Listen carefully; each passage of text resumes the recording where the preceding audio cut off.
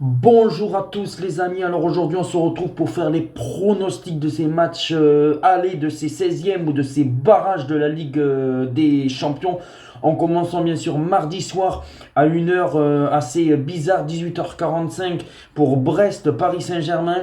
Puis après le même jour nous aurons un City Real Madrid, c'est digne d'une demi-finale ou d'une finale avant l'heure. Et puis après le lendemain, notre deuxième équipe Monaco contre Benfica, notre deuxième équipe française, Feyenoord AC Milan.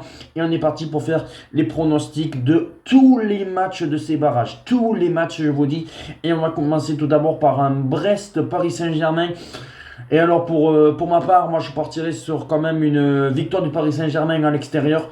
Ça va être compliqué. On sait que Brest, on a vu même en championnat de Ligue 1, ça joue bien. Je pense que Brest va poser des problèmes au Paris Saint-Germain, mais que le Paris Saint-Germain va faire la différence et va s'imposer peut-être 2 buts à 1. Peut-être tenter la double chance, le N2, PSG ou match nul, parce que possiblement, excusez-moi, possiblement on peut avoir aussi un 2 partout ou un match nul 1-1. Mais moi voilà, je partirai quand même sur une courte victoire du Paris Saint-Germain, 2 buts à 1, avec un but de Ousmane Dembélé, mais remboursé si nul. Tenter peut-être la prudence avec le match nul, on ne sait jamais avec Brest en Ligue des Champions. C'est pour ça que moi je tenterai quand même la double chance, Paris Saint-Germain ou nul, et mon pronostic 2 buts à 1 pour le Paris Saint-Germain. Après nous avons un Juventus contre le PSV Eindhoven. Pour moi je tenterai la double chance Juventus ou nul, mais je partirai plus sur un match nul 1-1. On sait qu'il y avait eu un 3-1 lors de la phase de poule, mais bon voilà, c'est pas la même Juve, c'est pas le même PSV Eindhoven non plus. C'est pour ça que je pense qu'on peut assister à un match nul un partout entre ces deux équipes, entre la Juve et le PSV Eindhoven. Après en suivant, le choc. Là, franchement, entre Manchester City et le Real Madrid, je pense que, bon voilà, on a bien vu que le Real Madrid hier a fait un match nul contre l'Atlético de Madrid. Après, on sait que c'est un City qui est un petit peu malade.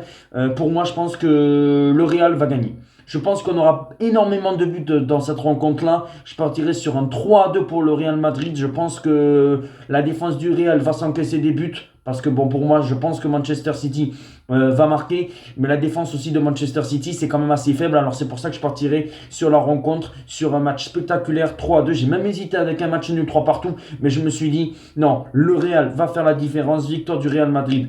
3 buts à 2 avec un but de Rodrigo. On sait que Rodrigo actuellement, il est en feu. Rodrigo aime bien. Rodrigo régulièrement, il marque contre Manchester City. Je pense que Rodrigo va être là au rendez-vous, il va marquer.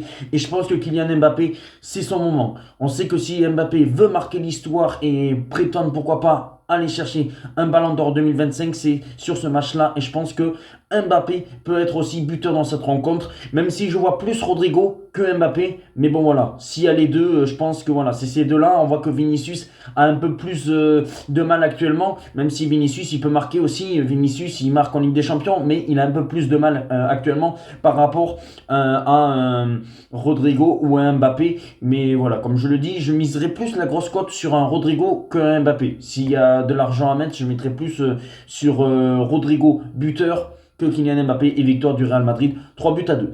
Le Sporting contre Dortmund, pour ma part, je tenterai la double chance, le 1N.